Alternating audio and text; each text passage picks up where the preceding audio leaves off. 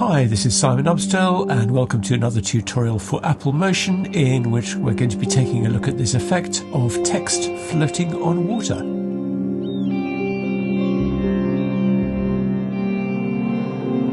So I'm going to be doing this tutorial in two parts because I want to spend a little bit of time setting up the environment because I think we can make it look actually really rather nice. So that's what we're going to be doing in part one.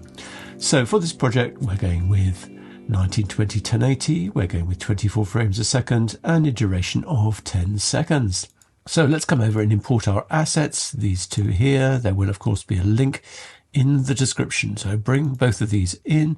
So we've got this sea and this sort of sunrise shot. So we're going to combine these two, and the first thing I want to do is I want to come down and select the anchor point tool. I want to make sure my overlays are turned on, so view, show overlays. So I just want to drag it up like this so it's on the horizon of my calm sea.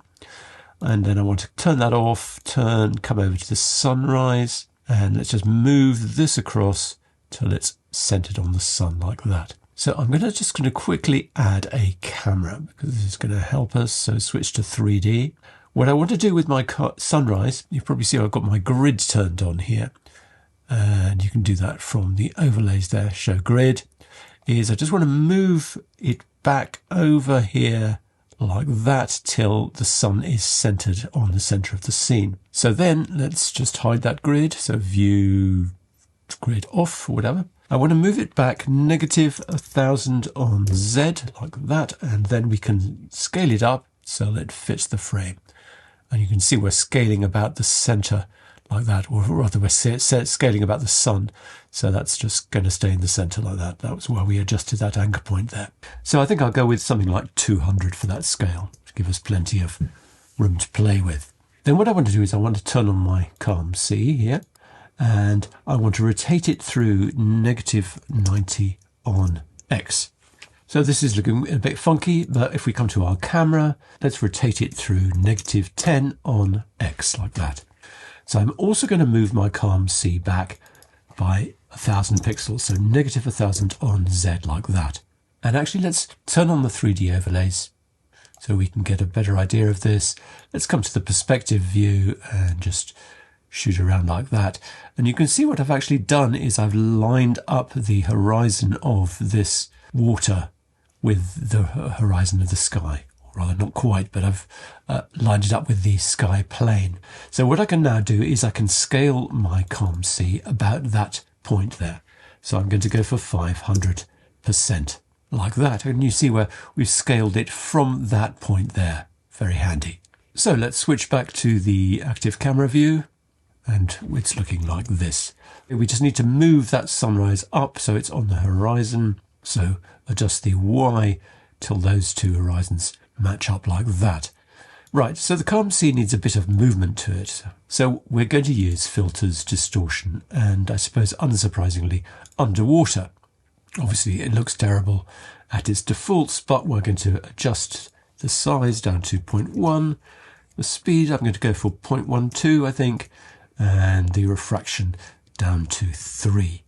And having done that, we've got this nice, gentle undulation like that. So then what I'm going to do is I'm going to move it across left to right. And I'm going to do that not with the position, but with a tiling offset. And I'm going to add a ramp behavior to the horizontal offset. And I'm going to set the end value to 5. And what that's going to give us is that little drift across like that. Maybe a bit too fast, maybe just go down to 4, I don't know, something like that. That's going to help that feeling of movement in the water. So then, I think I'm going to just adjust the opacity of this sea down to about 50%. And doing so, if I just turn off those 3D overlays, which we don't need anymore, turn that off, you can see we're introducing some of the colour of that background plate. And that's looking much nicer. We're even seeing that little path of the sun there like that. But what I also want to do is I want to exaggerate this path of the sun and also add some highlights to the crests of the waves, as it were. And there's quite an interesting way we're going to do that. We're going to take this calm sea and we are going to clone it. And then we are going to come to filters and color and threshold. Now, if I just adjust this threshold downwards, you can see that the light creeps across the sea like that. Really rather nice effect in itself. So I'm going to come down to about there, so 0.15 I think, and we get these nice highlights on the crests of the waves, and that really makes all the difference. If I turn that on and off, you can see how that looks much more alive and textured. So then I'm actually going to add a mask to this. So I'm going to isolate this layer as we do so. So come to Object and Isolate, and then we can see that layer on its own. I can come to the Rectangle Mask tool, and I'm just going to draw quite a thin mask like that. And I'm going to center it up on both axes like that. And we can unisolate the clone, select the clone, Object, Isolate, unisolates it. So we get back to there. So let's just adjust that rectangle mask size, width, down to something like this, and then obviously we want to feather it, so let's feather it in like that. So then we get this nice little path of the light like so. I also want to come back to my threshold, and I want to pick some colour for this rather than we do this white. So I'm going to select the light colour, eyedropper, pick this colour here, and maybe just let's brighten this up, take out some of the saturation, brightness. So then I'm also going to select this clone layer and set its blend mode to linear dodge, and we can just adjust that to taste. So like that. Maybe that threshold, we could introduce a bit more colour back in there. Yes, I think that's probably quite nice. So then I want to adjust the spread of this, because I want it to actually spread a little bit more as it gets closer to the camera. So I'm going to do that with the 4 corner here. Let's show that, and I'm going to set this bottom left value to -100 and the bottom right X value to +100, and you can see we've got that nice spread, and I think that's going to be a lot nicer like that. So you'll notice that because I added that offset to my Calm Sea, we were getting that horizontal motion, it's also applied it to the clone. So the clone is inheriting both that underwater and that offset value. This actually looks quite nice in itself, doesn't it? But I think with a little bit of that coolness in there, it's probably quite good.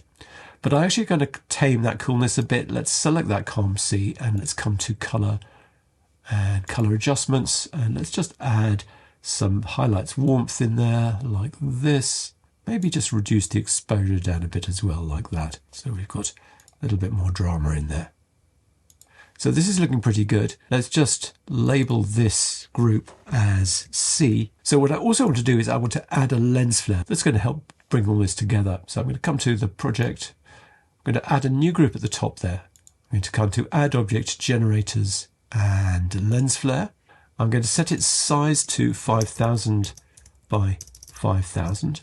And I'm just going to move it back -999 on Z, so it's actually level with this background sky plane there, but just in front, 1 pixel in front.